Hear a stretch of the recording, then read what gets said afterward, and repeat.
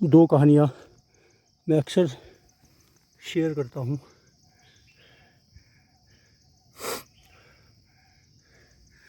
अपने जो भी ट्रेनिंग प्रोग्राम्स में बोलने का मौका मिलता है। एक तो ये कि एक कोई भला आदमी समुद्र तट पे घूम रहा था, तो लहरों के साथ कुछ मछलियाँ आ जाती हैं किनारे पे और फिर लहर वापस चलेगी तो वहाँ पे रुक जाती है। थोड़ी देर बाद उनकी डेथ हो जाती है। तो उसका साथी थोड़ी थोड़ी दूर पे चल के एक एक दो दो मछलियों को वापस समुद्र में फेंक देता था। साथ वाले ने पूछा, भाई ऐसा आप क्यों कर रहे हो?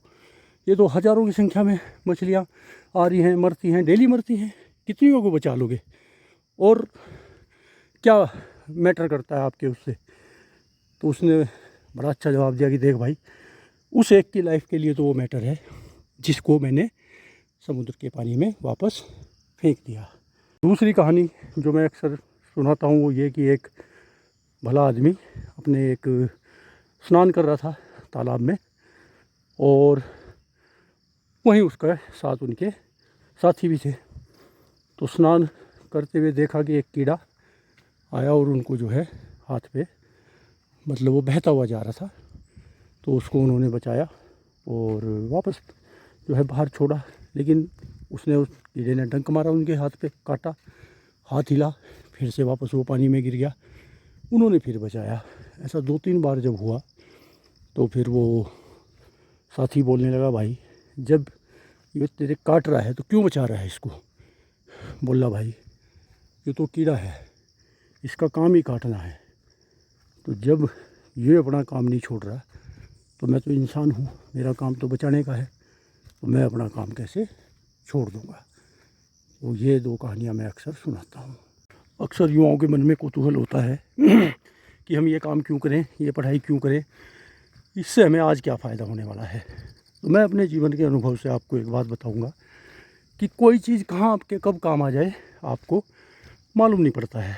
इसलिए जो अपॉर्चुनिटी आज आपके सामने है, जो कोर्स, जो पढ़ाई, जो जो आपको जॉब मिली, आप उसको ले लो और आगे प्रयास करते रहो, बढ़ते रहो। कौन रोक रहा है आपको? लेकिन निष्प्रयोज्य कुछ भी नहीं जाएगा। आप हर चीज़ से कुछ ना कुछ आपको सीखने का मौका मिलता है जो आपके आगे आने वाले जीवन में ज़रूर काम आएगा।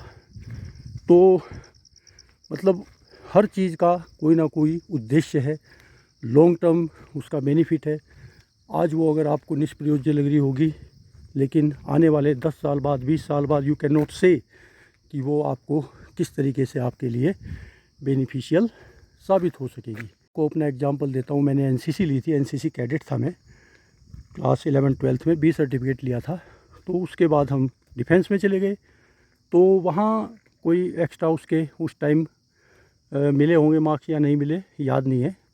लेकिन जब मैं सिविल लाइफ में आया, मैं 2005 में बाहर आया था और मैंने 2013 में एक लोअर पीसीएस उत्तराखंड का एग्ज़ाम दिया था।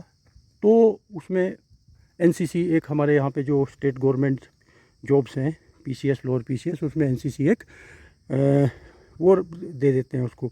एक तो होती है एसेंशियल क्वालिफ़िकेशन और एक होती है प्रेफरेंशियल क्वालिफ़िकेशन। तो मैंने एनसीसी दिखाया था। तो नायब तहसीलदार में मेरा सिलेक्शन हुआ। तो नायब तहसीलदार में सिलेक्शन होने से हमारे 2 कैंडिडेट थे हम, जिनके मार्क्स बिल्कुल सेम थे। एज में वो बड़े थे तो मुझे लगा उनको वरीयता मिलनी चाहिए, लेकिन सिलेक्शन मेरा हुआ। तो वहाँ पे मुझे एनसीसी वाली जो मेरी क्वालिफ़िकेशन थी उसकी वजह से वरीयता मिल गई। इसी तरीके से आपके ग्रेजुएशन के सब्जेक्ट्स आपकी बहुत कुछ आगे की रणनीति को डिसाइड करते हैं। तो हमको तो ज़्यादा आइडिया नहीं था, 12th पास करके फ़ौज में भर्ती हो गए थे। लेकिन थोड़ा घर वालों ने गाइड किया। बीए जब मैं प्राइवेट कर रहा था तो मुझे मेरे पिताजी और बड़े भाई साहब, उन्होंने गाइड किया। भाई साहब ने बोला अंग्रेज़ी ले लेना, ठीक रहेगी, और पिताजी ने पॉलिटिकल साइंस और हिस्ट्री मेरा अपना फेवरेट सब्जेक्ट था ही। तो इस कॉम्बिनेशन से मैंने प्राइवेट बीए की और उसके बाद जो है सिविल लाइफ में आया। तो जब बीएड करने का मौका मिला तो उन्होंने बताया कि भाई आपका तो बहुत अच्छा कॉम्बिनेशन है, आप तो एलटी सब्जेक्ट में जो है एलटी के लिए 2 सब्जेक्ट के टीचर बन जाओगे अगर वैकेंसी आएगी तो। मैं कहा जी कैसे? कि आपका तो ये वाला कॉम्बिनेशन है। तो देखो उस टाइम की मेरी जो कॉम्बिनेशन था, मुझे बिना ज़्यादा जानकारी के बिना जो मिला, लेकिन वो मेरे बहुत ही आगे फ्यूचर में भी। फिर बहुत से लोग बोलते हैं जी एमए करके क्या हो रहा, क्या फ़ायदा हो रहा। तो मैंने एमए, मेरा सबसे पहला एमए था जो मेरा 96 में कंप्लीट हुआ था, सोशियोलॉजी। आउट ऑफ इंटरेस्ट मैंने कर लिया था।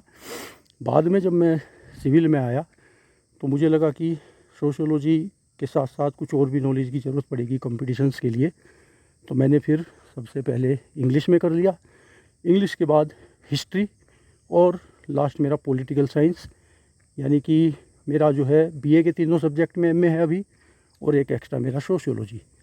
अब ये मेरे एमए कैसे काम आए, पीसीएस एग्ज़ाम देना था। पीसीएस एग्ज़ाम में जो ऑप्शनल सब्जेक्ट है वो मैंने हिस्ट्री और पॉलिटिकल साइंस ही रखे थे। और चूँकि जॉब में था और कोचिंग करने का या छुट्टी लेके कहीं तैयारी करने का कोई मौका नहीं मिला, तो जो मेरी पढ़ाई मैंने अपने एमए के दौरान कर ली थी वो मेरे पीसीएस एग्ज़ाम में काम आई। तो ऐसा नहीं है कि किसी चीज़ का कोई यूज़ नहीं होता, आप करते रहो। भविष्य में पढ़ाई हमेशा नॉलेज गेन करने के लिए करनी चाहिए। आपके तैयारी के लिए, आपके उसके लिए तो चलो ठीक है, वो काम आ जाती है, पर नॉलेज गेन। बहुत से बच्चे मैं देखता हूँ कि ग्रेजुएशन उन्होंने अगर साइंस स्ट्रीम से किया, वो कंपटीशन की तैयारी में लग जाते हैं, 1 साल 2 साल 3 साल करते रहते हैं तैयारी, लेकिन वो पीजी कंप्लीट नहीं करते। साइंस बैकग्राउंड वाले वो सोचते हैं क्या करना है हमको एमए करके। तो मैं उनको बताना चाहूँगा कि भाई जो आप कंपटीशन दे रहे हो सारे के सारे, उसमें आपको हिस्ट्री, ज्योग्राफी और ये पॉलिटिकल साइंस, इकोनॉमिक्स, ये तो सारा आप तैयारी कर रहे हो ना। जब ये वाली आप तैयारी कर रहे हो तो इसमें आप एमए कर लो, प्राइवेट कर लो, आप ओपन यूनिवर्सिटी से कर लो, कहीं से भी कर लो। रीडिंग मटेरियल अच्छा मिलेगा आपको, आपका एक सब्जेक्ट में पीजी हो जाएगा। क्या पता फ्यूचर में आपके कहाँ काम आ जाए वो पीजी आपकी। बहुत से जो वैकेंसीज़ हैं उनमें पीजी रिक्वायरमेंट रहती है, 55% मार्क्स की रिक्वायरमेंट रहती है। आप वहाँ पे कंपटीशन कर सकते हो, और खाली आप ग्रेजुएट रह जाओगे और टाइम भी आपका वेस्ट हो गया, तो इससे कोई फ़ायदा नहीं है।